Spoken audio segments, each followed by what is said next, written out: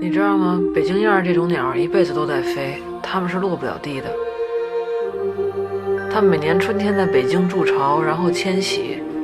雨燕在意大利也能看见，在托斯卡纳还有翁布里亚那一片，我老是从一大清早就听见它们叽叽喳喳，也不知道它们是不是真从北京飞过来的。